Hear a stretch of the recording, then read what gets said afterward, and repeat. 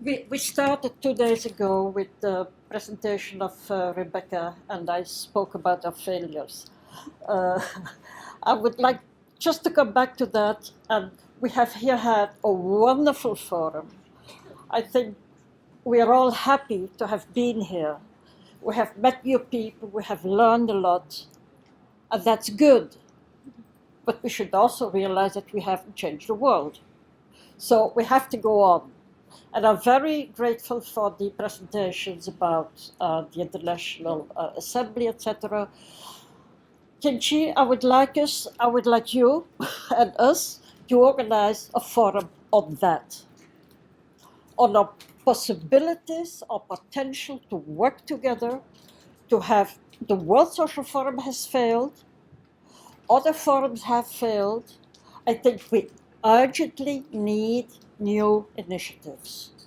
And I hope we can work together to do that. Thank you.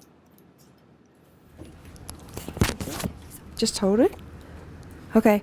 Hernan, I absolutely loved your summary of strategical common axes for struggle from ALBA, and I totally endorse them all, of course.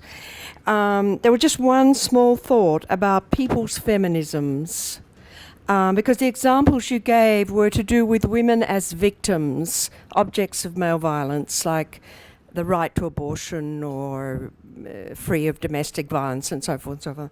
And just to keep in mind that even grassroots feminist women have critical ideas, learn from their experience, and they actually often develop quite a strong critique of masculinist entitlement on patriarchal institutions and so on. So I think it would be really important to include in your number 6 to make sure that it's not only looking at women as objects and victims, but to assimilate the critical contribution that women make to our future civilization. 我想就是先说一点自己的感受，关于最后一位老师，我看不太清你的名字，然后说的关于垃圾的处理。So I want to express my feelings, especially regarding the last talk, Rolien. 首先是我 get 到那个就是有麻省理工大学和一些他们有一些项目和计划来这样来处理垃圾，这让我很震惊。I was very surprised when I learned about the project by the Massachusetts area. I was shocked that they have this initiative. 因为在我看来，垃圾的处理是与生态、与环境有关的，与人对于自然的这个保护意识有关的。Because to my understanding, the issue of garbage, of waste, actually very related to human beings' awareness of environment, ecology, and so on. 这或许是我们每一个个体的责任。It is the responsibility of every individual. 就如之前，大陆的他们的乡村建设有很详细的关于垃圾分类的一个处理一个村庄的一个案例。Previously, our colleague also shared a garbage sorting program in mainland China in the rural village. 他给我的感觉是，关于垃圾处理其实是与人们的生活有紧密联系的，而且每一个个体都可以参与，就是可能真的需要这么多的计划和项目，还有程序去应对吗？So from that case, what I learned is that garbage or waste is so embedded in our daily life. So do we really all those planning, programming, and procedures to do this, which is very related to our everyday practice? 也许我们当下确实面临到了很大的一个困境。Maybe we are really facing a very, dire situation right now. 但是不知道您是否有关于，或者说可能很多人在很多小的方面做出了努力，或者这个就是您分享的信息让我很震惊。就是我的问题是，我们如何就是去唤醒大众对于这个垃圾，它真的是垃圾吗？或者这个垃圾到底是谁来产生的？ My question is related to how do we raise the awareness of the public to think about what is waste? Is it really the waste that we used to think, or who are producing the waste and who should be responsible for it? 传说很久以前有个叫东莞的地方，那个地方有一个处理废旧电子垃圾的一个村儿。他这个村里把那个，我不知道这个地方说的准不准确，反正中国有一个村就是处理这种电子垃圾为生的这种产业，在中国这个产业它是灰色的，因为它很不环保，而且造成它整个处理的过程，不产生大量的废气，会给人造成很大的伤害。然后我就在思考，这个电子产品生产出来的时候，它有没有想到回收，或者是可持续、可循环？那么在电子垃圾产生之后，我觉得要觉醒的不只是消费者，还有所谓的维修者，还应该是生产者，而且生产者要负很大的责任。So, we learned that in China, actually, there are many villages that are processing this e-waste. And one of it, I know, is in Dongguan City, which is not far away. And in this village, the whole village, they depend on this processing of e-waste as their economic income. But in the process, it is so toxic. And it harms the health of the local residents and all that. So my question, there are two. One is whether when the manufacturer, when they produce those products, have they ever considered the sustainability of their products and in the designing or the manufacturing of this product?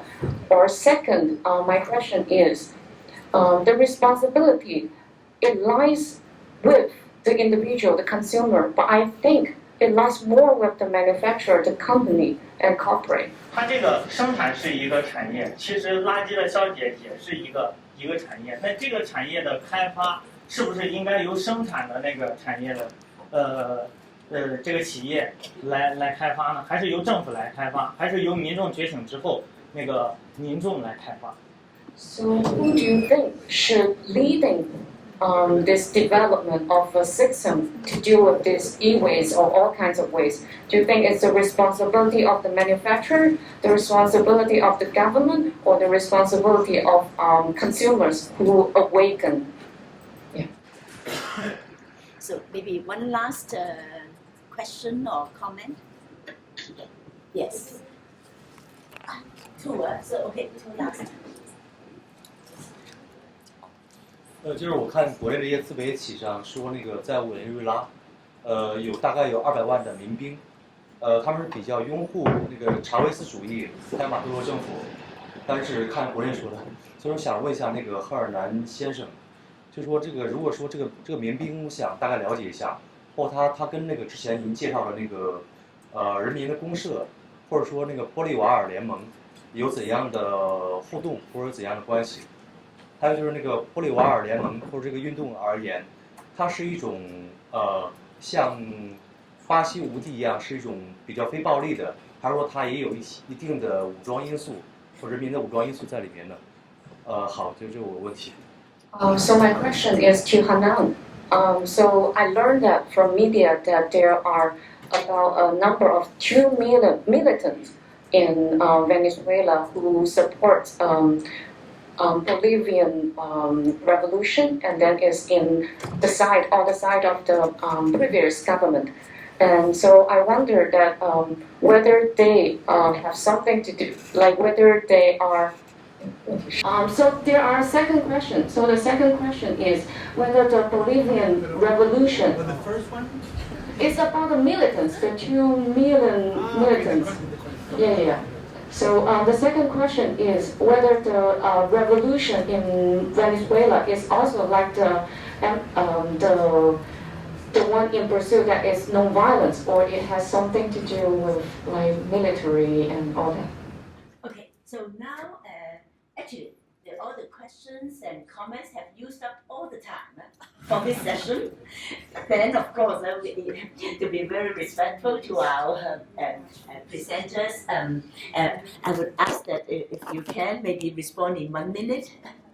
But we know that we are also pressurized by all the time. But then, but in order to be able to proceed, please. Should I start? Yes, please. Yeah. Okay. Thank you. So thank you for the very good questions. About the first question about awareness and consumers, I think actually the awareness is there, and many people are of goodwill, so they do want to bring their equipment to a recycler. But the problem is that the term recycling is very ambiguous. It can mean many different things, so this is very misleading. So even though you think I've done my duty because I've gone to the recycler, that doesn't mean that actually your product is going to be recycled in an environmental friendly way. So that is one problem. Another problem is that for some people it is just a matter of displacing waste, right? So for instance, people in Hong Kong might not like these waste charts, but if they are relocating somewhere else, do they still care, right? So that is also an issue. We shouldn't only think about where we leave it, but also what will happen in the future with all this waste. So not just like defend your own backyard. About the second question, manufacturers have altered the design and have implemented, well, the EU, for instance, actually European Union has been very much a driver of making the industry implement better design by prohibiting certain chemicals or lowering their use. But the problem is that we all the time invent new stuff. And this new stuff can include, for instance, a plasma screen, and we don't even know what will be all the consequences and ramifications of this in terms of environment. So regulation is always behind, because innovation is always just introducing new stuff to us without that the consequences of that are thoroughly tested in advance. And also, my problem is with the formal circuit.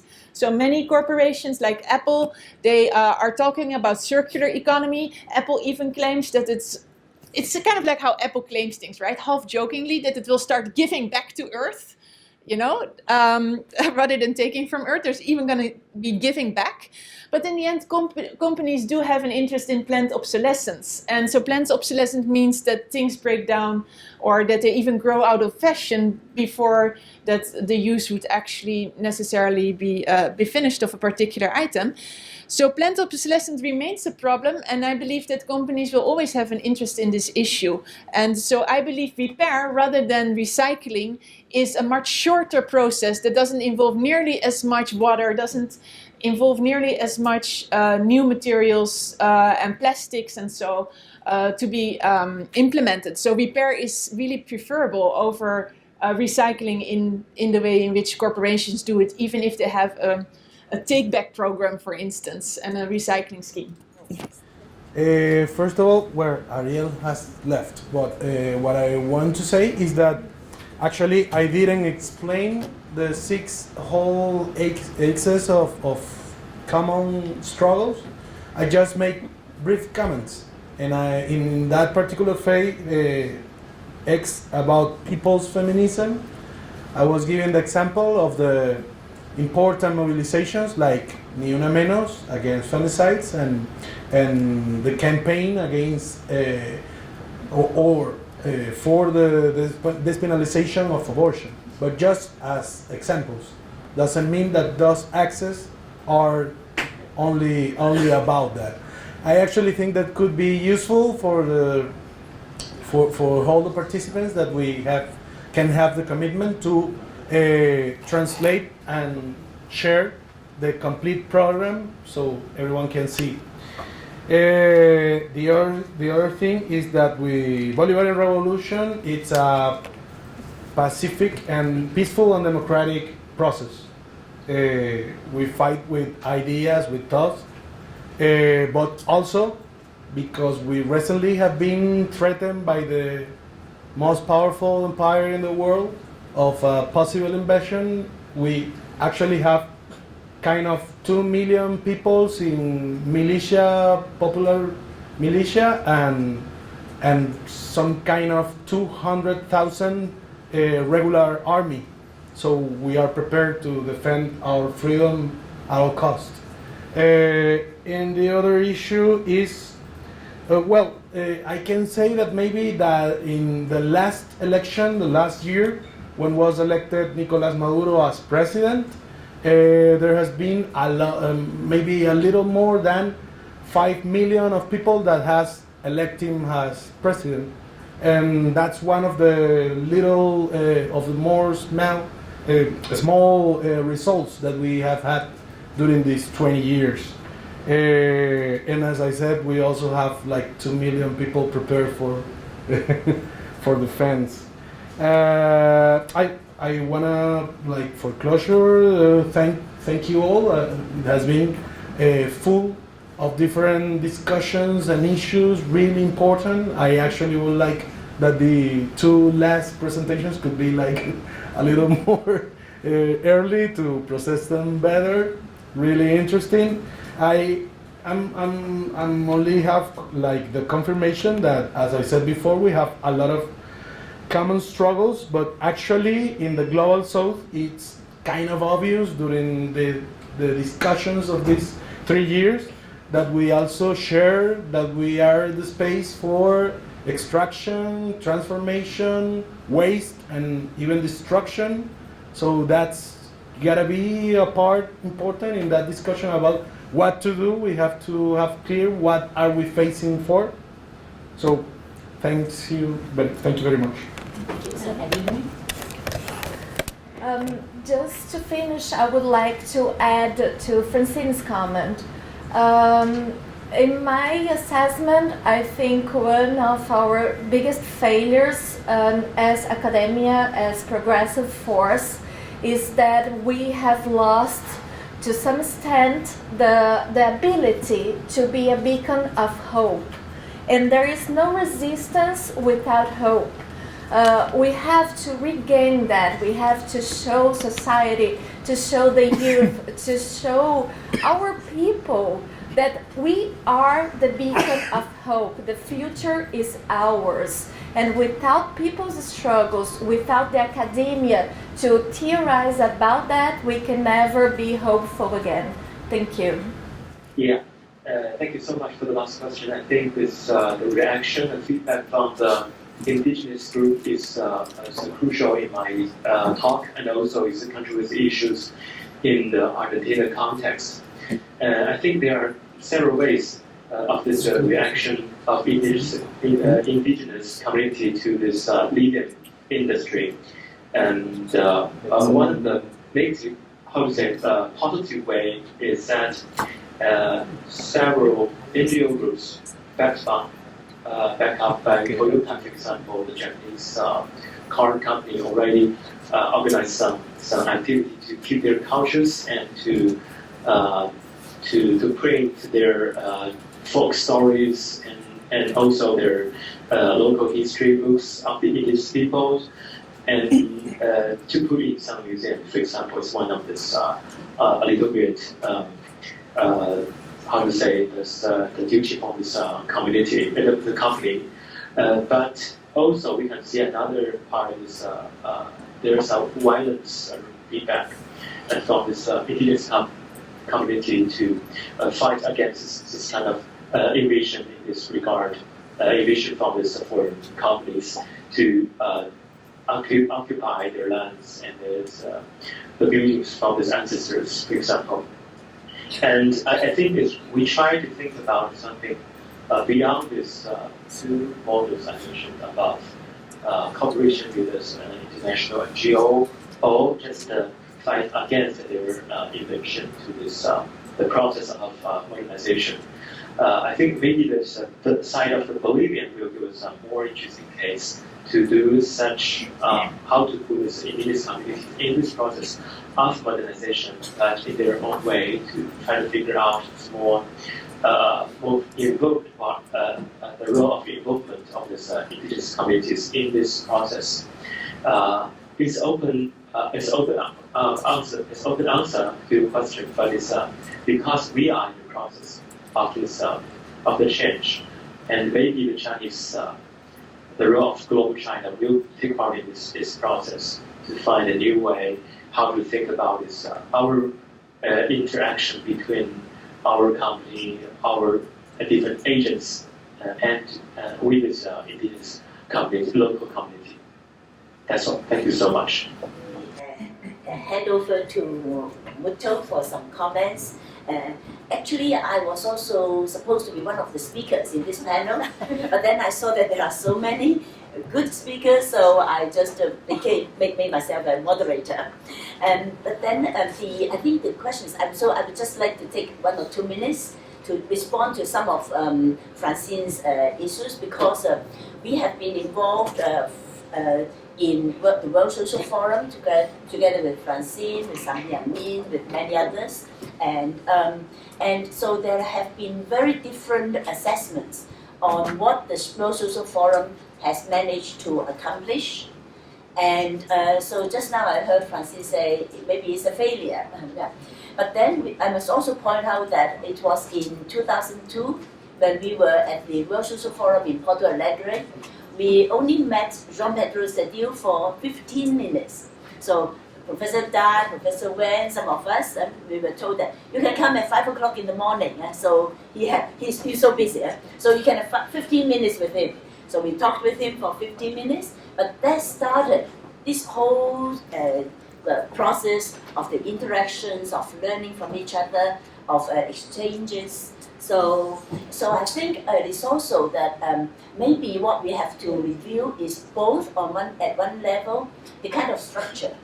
The kind of structure when we have an international council that tries to give coordination with 150 members, and yet the kind of democracy that has been used in the Western style, saying that everybody can have a right to speak, but that doesn't work.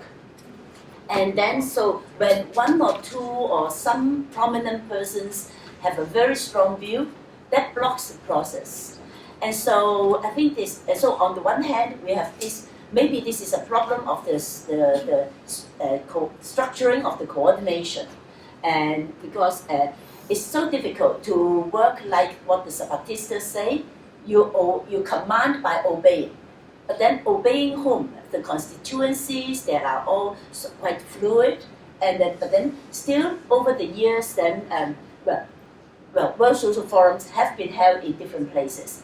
But then the other question is the many different people who have come to the forum, and so I remember in the first 2 or 3 years, so there had been quite a lot of Asians also going there on the sponsorship of Oxfam, of many of the funding agencies, but then they discontinued this kind of support. And suddenly, you realize that the possibility of attendance of grassroots from communities in such international organized forums has always been so dependent on funding.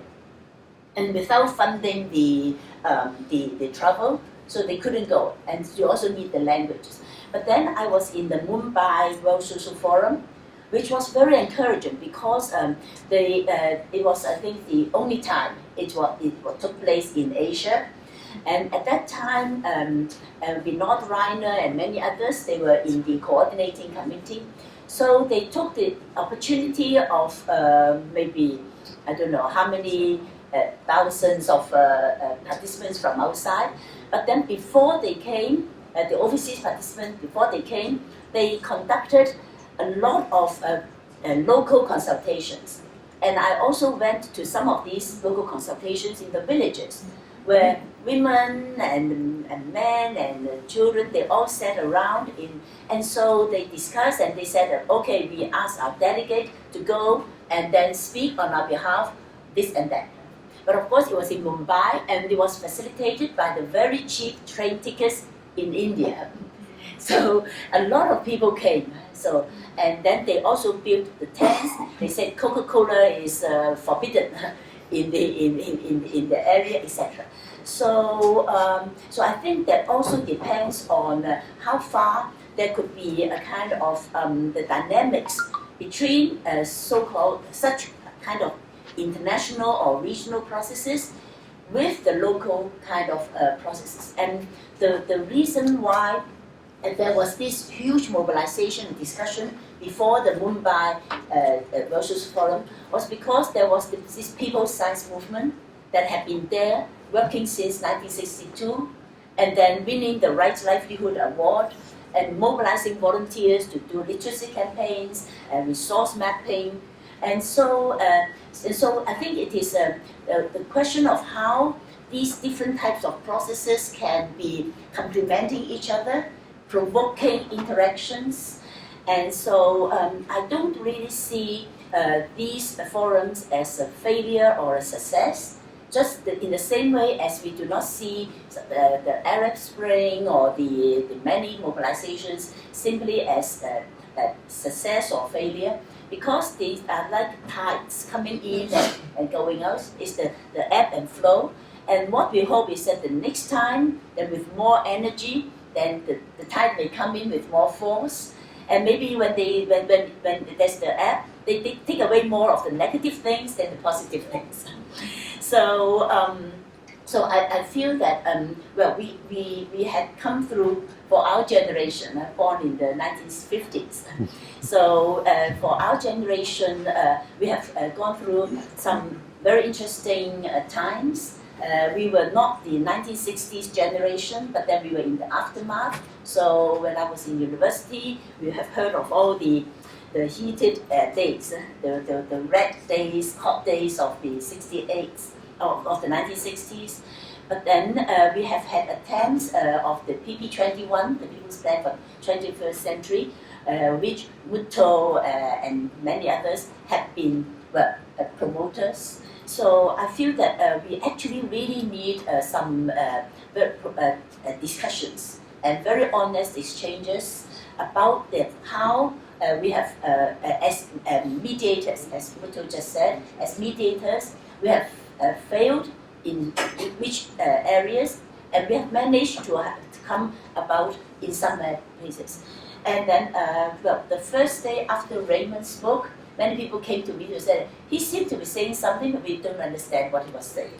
So maybe I just, from my understanding of what he was trying to say, I think he was trying to say that, well, we have the stake, we have the direction, we point the direction, but pointing to the direction doesn't really mean that we are really going towards that direction, but everything starts from just on the ground. So we have to take the first steps. And in Chinese, we also have this saying that for the 1,000 kilometer journey, but then it has to start from the feet. Yeah. You have to start moving. So the question is, we have to walk. So it's only when we start to walk, then we find that what kind of people will be joining, how we ourselves may be changing. So the direction may change. And so it's not as if we have already a blueprint or a certain defined direction that we will just rush to that. So, and that is why I think Raymond also talked about the underlying complex grid of, and that different people, different sectors have their own different times and the different experiences.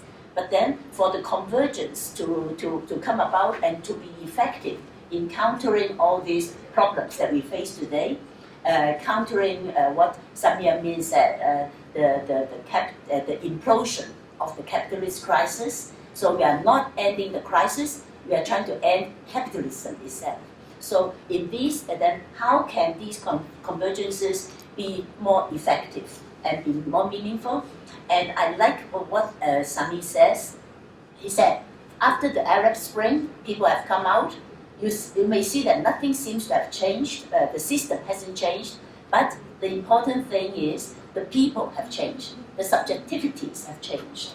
So I would like to give MUTO 3 minutes to say something. Interaction, by interaction I mean that provides the occasion for change ourselves. Particularly Japanese. Well, there's a certain Japanese culture, so-called, which was artificially made, and particularly by the present government. Japanese are Japanese, that's all. And we are already always looking for somebody to praise, to come and praise Japaneseness. Our great friend and also a member of the arena, Ohashi, Seiko Ohashi. There are many Ohashis, but it's a Seiko. Women, sports player before, like Kin Chi, and very interesting and hilarious women. She is organizing sort of Japan-Philippine thing, and there's a program of taking a bundle of students, I mean high school students from Japan to Philippines, and let the Philippine and Japanese students stay together for a few days. First, the Japanese students can't do anything, no? Can't. After 5 days or so, they totally change. So they become free, because they were bound by so many sort of rules and, you see, or the behavior which was imposed on them. That is what Japan is now. But going there and meeting the boys and girls of the same age, behaving so freely and talking so freely and touching your body, etc. So they change.